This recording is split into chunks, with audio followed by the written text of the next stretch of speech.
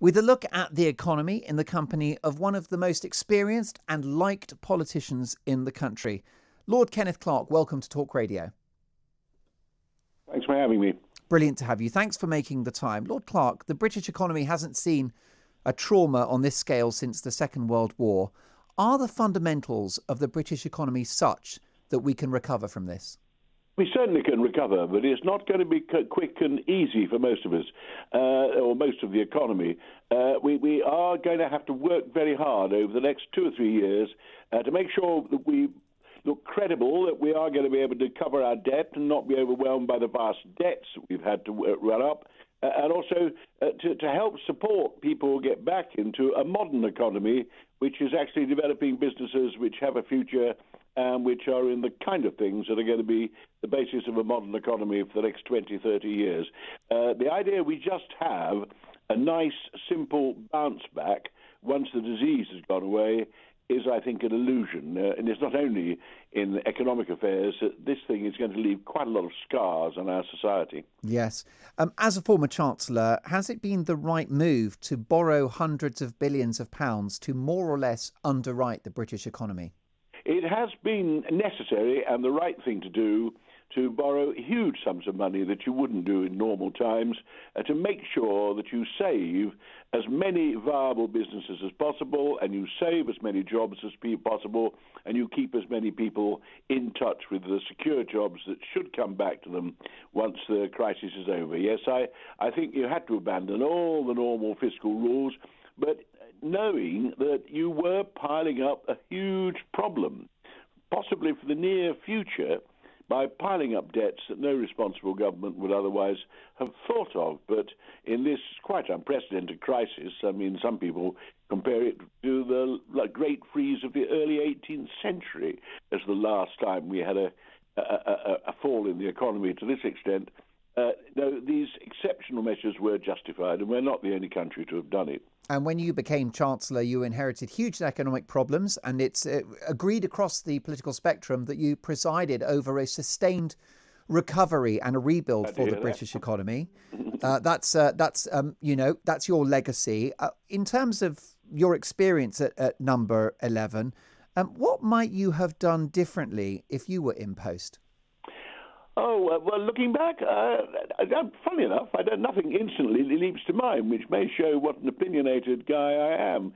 I mean, I did tackle a big fiscal deficit. We were beginning to recover from the recession. Norman Lamont had started, but he got himself bogged down and sadly went under a political bus. I inherited a huge fiscal problem. I had to cut public spending. I had to raise taxation. And I invented 1 or 2 new taxes. And I followed what I thought was sensible monetary policy because I was still responsible, the Chancellor was still responsible for interest rates in those days. As you say, we achieved growth with low inflation for not the first time, certainly the longest period since the war, and we handed over a good economy to the Blair government. But it was quite tough going, and I'm sorry I can't confess an error, but it's always unwise when you're a politician.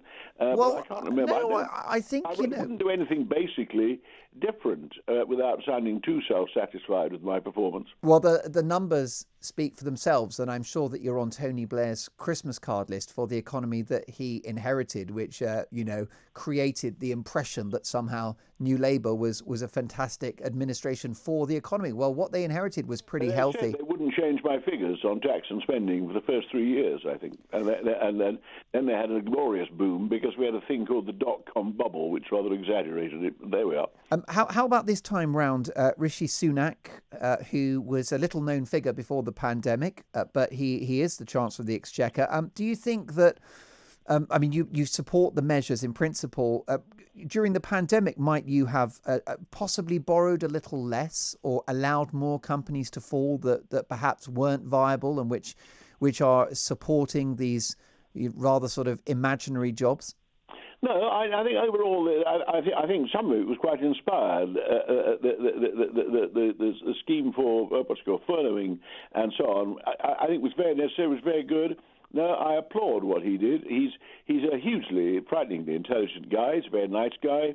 He's very inexperienced. I mean, he's a very experienced businessman, novice found himself in the middle of this great crisis.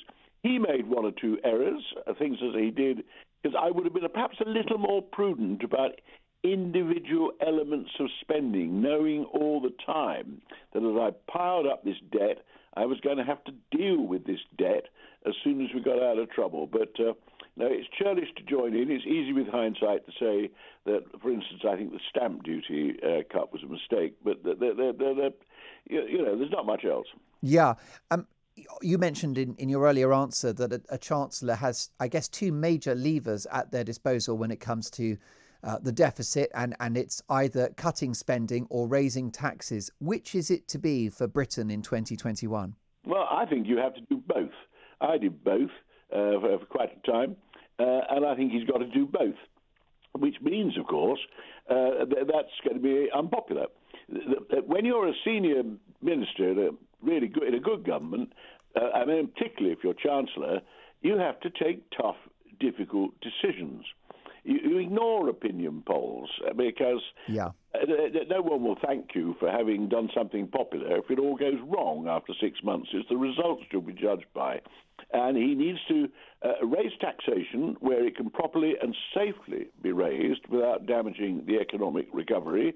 And he needs to cut out wasteful spending of the kind which, could have been tackled by former chancellors, but can't be afforded now. And he's got to urge the utmost constraint on his colleagues, get them all to start resisting lobbies, but because you will have ferocious lobbies. At the moment, the habit is to trail possible tax increases. And you're met with howls of outrage from lobbies saying that they want to pay more tax. What they say is it will ruin the economy. And every time you suggest that you're bringing to an end a temporary emergency spending measure, howls of rage. It's not the time yet. You must extend it, and so on.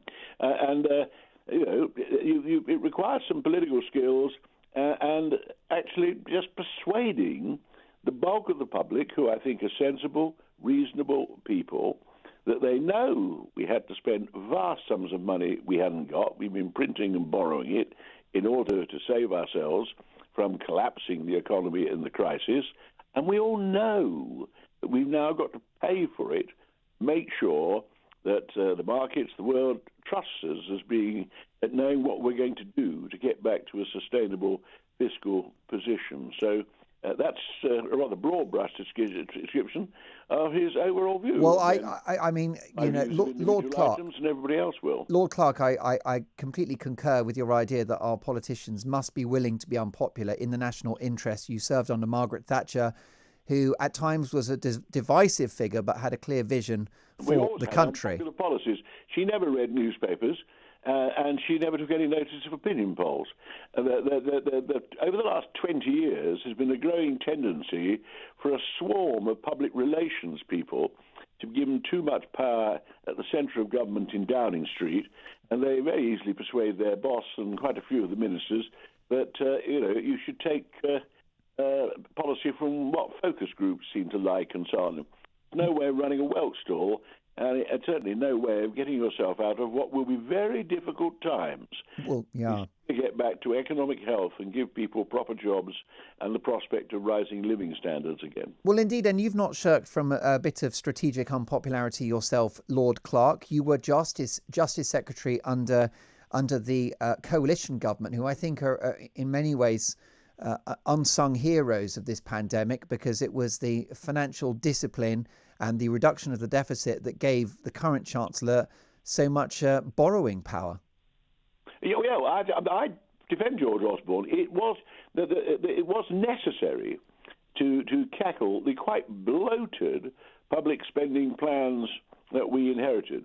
It was actually quite easy for the first 2 years. There wasn't too much fuss about cuts in any of our departments because there was so much fat in the system that had been put there in Gordon Brown's final years, when he got carried away by the fact that artificial bubbles in the markets and so on gave him extra tax, which he spent all that extra tax and he then borrowed too much on top. All that had to be sorted out to save us from what would have been calamity if our financial credibility had collapsed.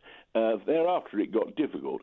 And we didn't cut some things. I mean, the health service has never been cut by any government since it was founded just after the Second World War. It's had real terms increases in spending under every government and every chancellor since, including when I was Health Secretary, including when I was Chancellor Exchequer, and including under George Osborne. Of course, you still get ferocious lobbies because there's such rising demand in health that you never run out of things that people very understandably, desirably want to spend money on. But other departments, every other department did get put under constraint. It got more and more difficult as you went on.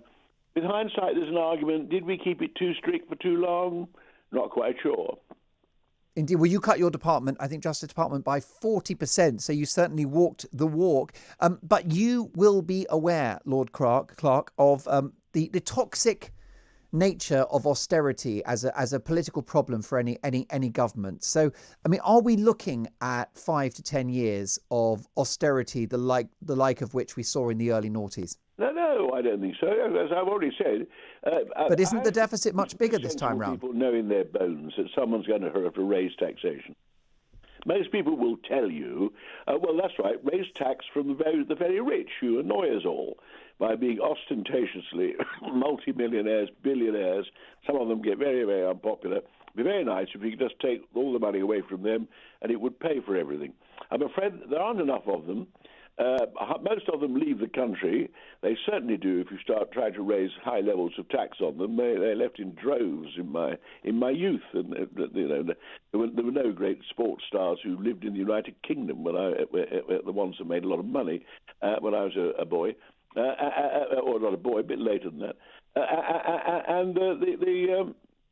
You can't. There simply aren't enough super rich to pay for everything. The ordinary person and the ordinary business has got to take a fair share of the burden of paying to get us back to a sustainable situation. Otherwise, you just sit around waiting till we get normal interest rates starting to come back because inflation's starting to go up. We're back to normality. And then the problem of paying the interest and potentially ever repaying this vast sum of debt will hit us could cause quite a financial crisis, the classic fall in the pound and so on.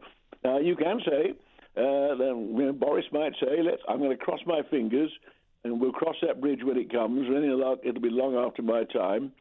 But I don't think you can count on that. Inflation's not going to go up. Interest rates aren't going to go up in the next 12 months or so. 2-3 years' time, perfectly possible. And it's no good doing nothing until you have an acute financial crisis. But Rishi has got to raise some taxation, like raising corporation tax to a more sensible level. George took that down rather a long way, and so on. As soon as he can, preferably starting to give a signal in March. And the government's got to explain to people this is in the national interest. We've pulled together as a country to defeat the disease. We've now we borrowed and printed a lot of money that we haven't got. Now we have to pull together as a country, share out fairly the burden of paying for it, which means the better off pay more, and those that can pay, and you don't put tax on those who can't afford it. And silly public spending or unnecessary public spending has got to be cut out, because there are some things you're going to want to spend more money on. You're going to carry on spending more money in the light of this crisis. Social care, for a start, jobs training, job location, will all need more money spent on them as we come out of the problem. Lord Clarke, finally, you've been in politics for decades. You were Father of the House, and you've held some of the most important offices of state over many decades under many prime ministers. You also had that Johnsonian ability to connect with people that wouldn't normally vote Conservative. So my question to you is as follows. Does Boris have the chops to lead us through this crisis? Well, we'll find out when Boris is allowed to be Prime Minister in normal times, what sort of Prime Minister he's going to be. We know what the style is going to be. Is he actually, capable of being a strong Prime Minister, persuading the government, the public to have trust in him and confidence in him, able to take these tough, difficult decisions? He's been plunged almost straight away into a completely unforeseen crisis that nobody would want to have to be plunged into, I'm afraid we'll only find out. And I'd also say, going back to your very flattering remarks about my standing in the country, it wasn't always like that, you know. We're in the middle of big problems. When I was at the Health Secretary, fighting the BMA, the Doctors' Trades Union, over my health reforms, which have never been reversed, and in the middle of, say, the ambulance strike, I was one of the most unpopular people in the country. But had I given way to the lobbies and done what they were urging me to do, I'd have been more justly unpopular probably ever thereafter. So there we are. Now, as you say, the one claim I always make is I am the most popular Conservative in the country, with people who never voted Conservative in their lives. Now, what that tells you about my political position nowadays, I'm not remotely sure, but as I'm retired into the House of Lords, I no longer bother about those things. Well, you're a great loss to the Commons, and I hope we get to hear your wise words on the national airwaves again very soon. Lord Kenneth Clarke, many thanks for joining us, former Chancellor, former Justice Secretary.